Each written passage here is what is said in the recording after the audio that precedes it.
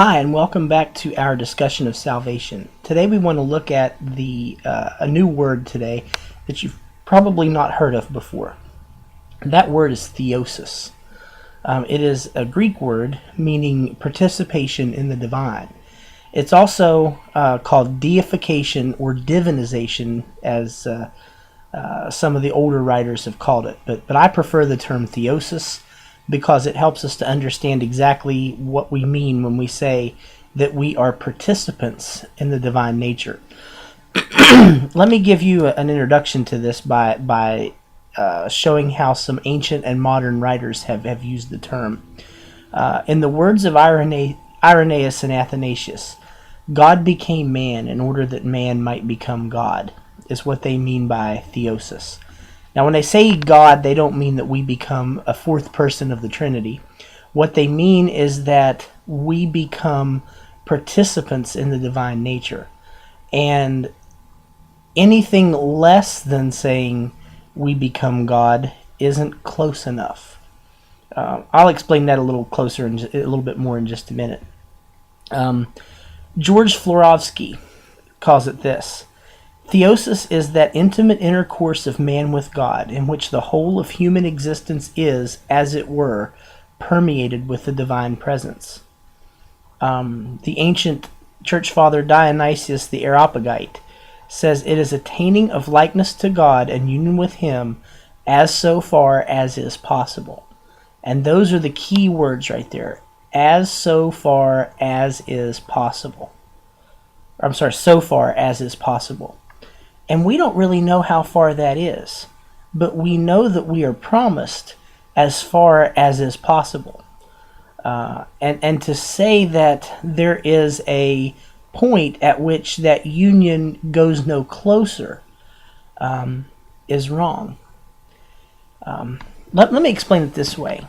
When I was an undergraduate, many moons ago, I majored in mathematics. And there is a theorem in mathematical analysis that's pretty easy to understand. Think of the reciprocals of the whole numbers. 1/2, 1/3, 1/4, 1/5, 1/6, 1/7, and so on.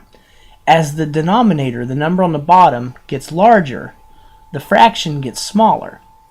So 1/2 is bigger than 1/3. 1/3 is bigger than 1/4. 1/4 is bigger than 1/5. And so on down the line we go. Well, as the numbers on the bottom of the fraction get really big, the fraction itself gets really close to zero. Now you'll notice that it never becomes zero, because there's always a value to that. It's always something a little bit more than zero. But no matter how close to zero I am, I can always find a number big enough so that 1 over that number is smaller than my benchmark. And there's a word for this in mathematics. It's called an asymptote. It's a line that you get closer and closer to, but never quite touch. But you get so close to it that over time it seems as though you merge with it. And that's what we're talking about here in our discussion of union with Christ and theosis. We get closer and closer to God.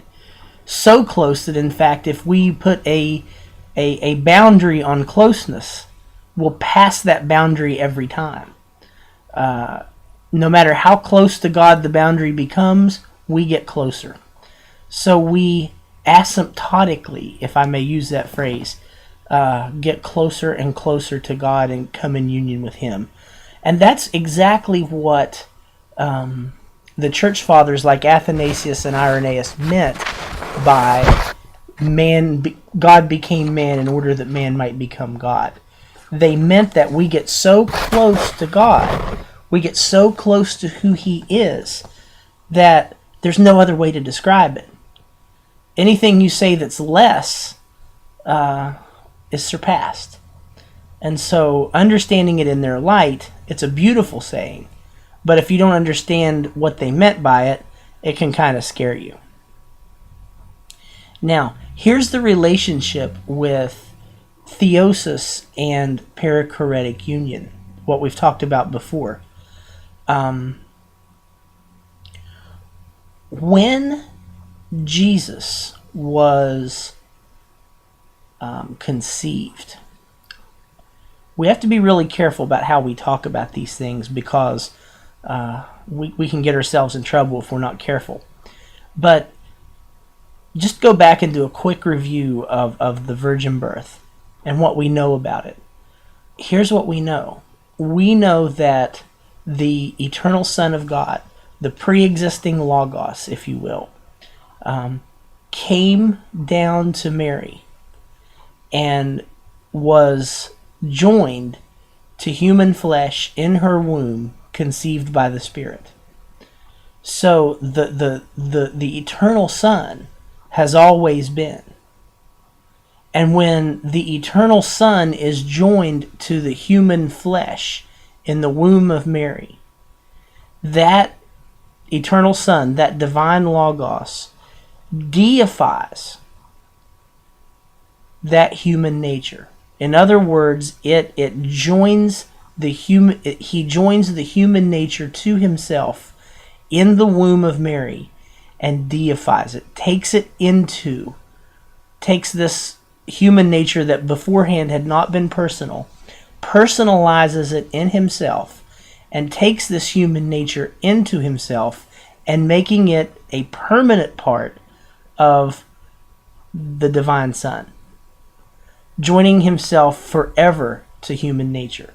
So therefore, at the virginal conception, the human nature of Jesus Christ is deified by God the Son at that moment. As that human nature is taken up into the person of God the Son, it is deified and made divine. So therefore, when Jesus then later is born, grows up, and performs his ministry, he is the God-man, inseparably God and man. So then theosis, the idea of humans participating in the divine nature, becomes possible for us. It doesn't make it automatic, but it becomes possible because a real particular human nature, Jesus's, was thus deified. So when the Logos, when the divine Son hits the human nature in the womb of Mary, the human nature is taken up into God and is then the inseparable God-man.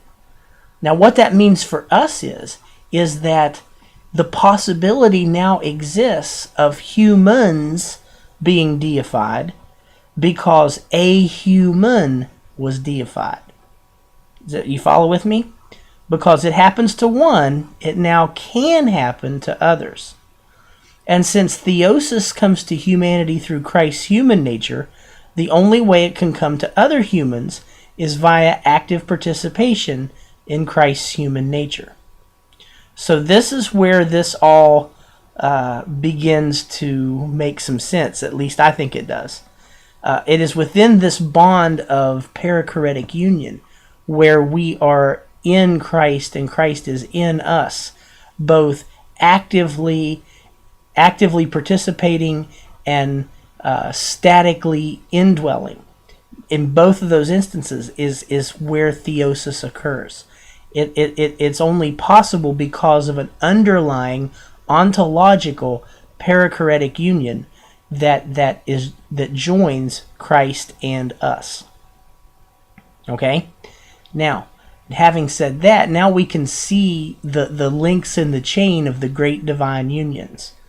In the Godhead, there is Father, Son, and Spirit joined together. In Christ, there is, in the one person of the divine Son, there's the divine nature and the human nature joined together. And then the union between us and Christ is enacted by the Spirit, but we are joined specifically to the human nature of Jesus, thus deified, because we are already related to him in the first place. But remember, Union is a multivalent reality. So we are joined to Christ by virtue of his being the creator. We are joined to Christ by virtue of his becoming human and sharing our humanity with us. And we're joined to Christ by experience to open our eyes to the others in the one and the same spirit which he was anointed with, and creating koinonia among us and him. So all of that works together to bridge the gap between us and the Father. It's our union with Christ in his humanity, Christ's union of humanity and deity within himself as a single person, two natures, and then that person who belongs in the Godhead, who belongs eternally and always has and always will with Father, Son, and Spirit. That's what we're talking about. That's the whole big picture when we talk about theosis. It is the experiential living out of that ontological reality.